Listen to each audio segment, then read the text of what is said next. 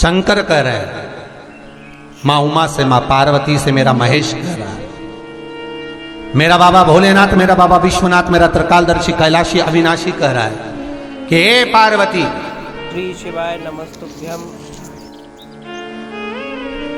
एक बीला, एक बेल जो मुझे समर्पित करता है, और समर्पित करने के बाद उस बेल की महत्वता देखिए, जो बैसाख महीने में बाबा शंकर को जो चढ़ाया जाता है, और 1000 अश्वमेध यज्ञ का पुण्य फल हम प्राप्त कर लेते, मात्र एक फल चढ़ाकर, मात्र एक फल चढ़ाकर।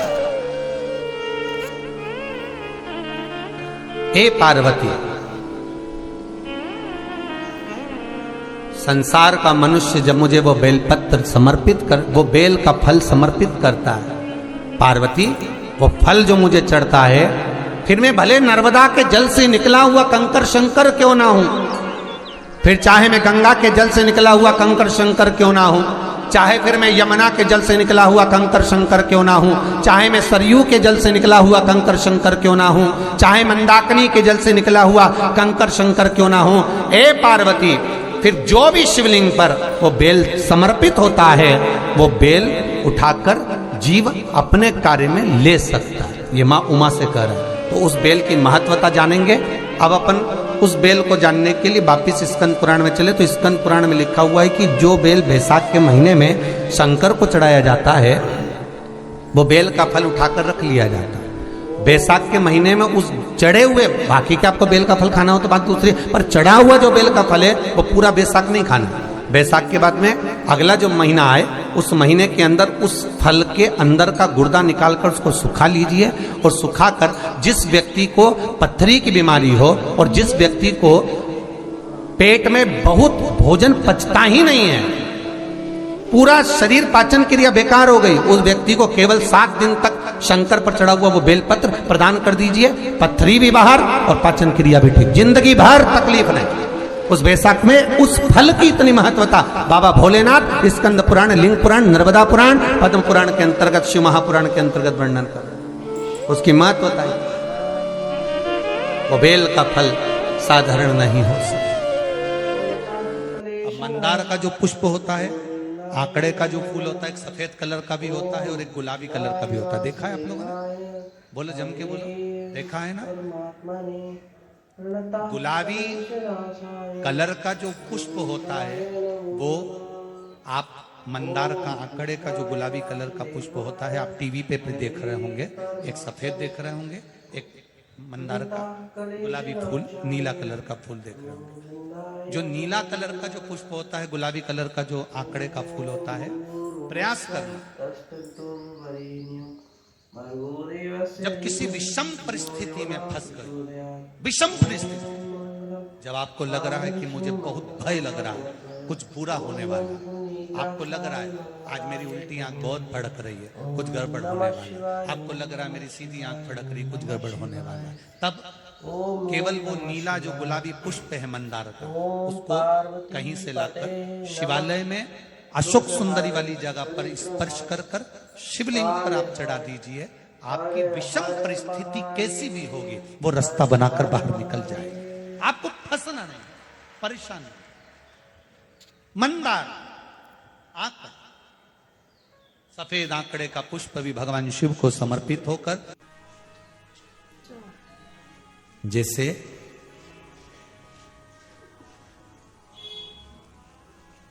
बेले के फल का गुर्दा, बेल का जो फल होता है, बेलपत्री का फल, उसका जैसे गुर्दा, उसके अंदर का जो भाग होता है बेल का, वो गुर्दा,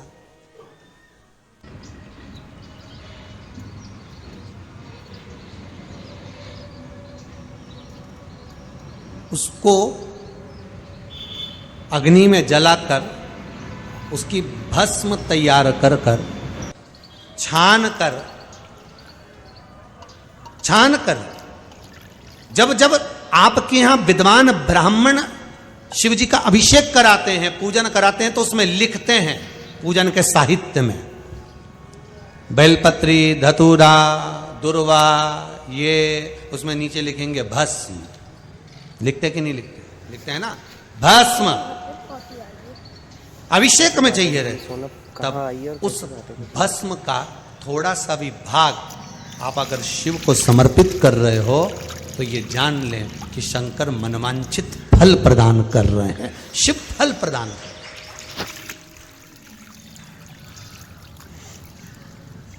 महाराज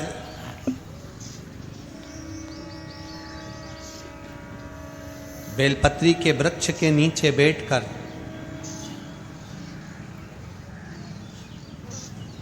हाथ में एक बेलपत्र का पत्ता रखकर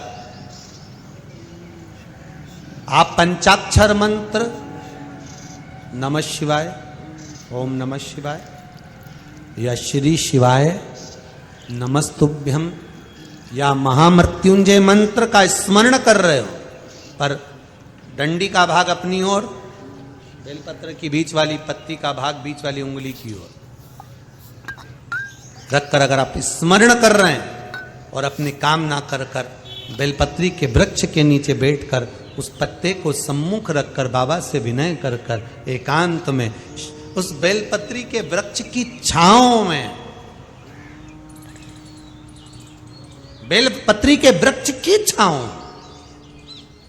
आप कामना कर कर उस पत्ते को शंकर भगवान के ऊपर समर्पित कर रहे हैं, तो ये जान कर रखें कि पार्वती और शिव का मिलन करवा रहे हैं और अपनी मनवांछित फल कामना पूर्ण करवा रहे हैं। क्योंकि शिव और पार्वती का जब मिलन होता है, शंकर पार्वती जब एक दूसरे के सम्मुख में होते हैं, शिव और पार्वती जब एक दूसरे के सामने अपने बच्चों के कारण एक दूसरे के सम्मुख में आते हैं, तो उनके चेहरे पर प्रसन्नता का भाव आ जाएगा।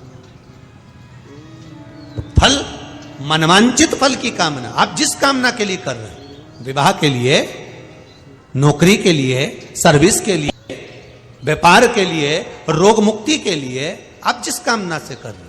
ईश्वर महादेव, जो व्यक्ति पथभ्रष्ट हो जाए, जैसे मदिरा के नशे में पड़ गया, कहीं जुए में पड़ गया, कहीं मांसाहार में पड़ गया, कहीं व्यसन में पड़ गया, कहीं गलत काम में अगर कोई जा रहा है, तो श्रम्भेश्वर महादेव के नाम से काली तिल भगवान शिव को समर्पित करी जाती है। महाराज काली तिल को वापस उठाकर ले आते हैं, उसी काली तिल को जो मदिरा का नशा करने वाला होता है या जो गलत व्यसन में डूबा हुआ होता है, उसको वो सुबह के समय अगर नहीं खाता तो भोजन के साथ उसको दिया जाए। श्रम्भेश्वर महादेव। एक बेलपत्री का भी बहुत अच्छा प्रयोग है श्रम्भेश्वर महादेव का, मदिरा पीने वालों के लिए, मांसाहार, व्यसन में, जुए में, वेश्यावृत्ति में, पर नारी में, गलत जगह पर जो डूबे रहते हैं उनके, पहले की कथा में उसका वर्णन किया है। बेलपत्री, श्रम्भेश्वर महादेव। एक बार सब बोलेंगे, कौन से महादेव? श्रम्भेश्वर महादेव। फिर जम के बोल लो एक बार, श्रम्भेश्वर महादेव। जब हमारे घर में क्रोध बढ़ता है या कोई गलत कार्य में जाने लगता है, तो श्रम्भेश्वर महादेव का हमें शरणागति लेना चाहिए, श्रम्भेश्वर महादेव का पूजन करना चालू कर देना चाहिए। कई लोग कहते हैं महाराज जी ये श्रम्भेश्वर महादेव का मंदिर कहाँ मिलेगा, हम कहाँ पूजन करने जाए? कहीं नहीं जाना, तुम्हारे घर के पास में जो शंकर जी का मंदिर है वहीं जाओ, उसी देवालय में, उसी मंदिर में जाओ, श्रम्भेश्वर महादेव के नाम से जल चढ़ाना प्रारंभ करेंगे। वो जल जो गलत संगत में पड़ा हुआ है उसका आचमन कराना प्रारंभ करेंगे, अपने आप उसकी धीरे धीरे बुद्धि सुधरना प्रारंभ हो जाएगी। ऐसा श्रम्भेश्वर महादेव का। श्री शिवाय नमस्तुभ्यम दोस्तों, श्री शिवाय नमस्तुभ्यम दोस्तों, श्री शिवाय नमस्तुभ्यम दोस्तों। पार्वती पते नमः, ओम पार्वती पते नमः, ओम पार्वती पते नमः।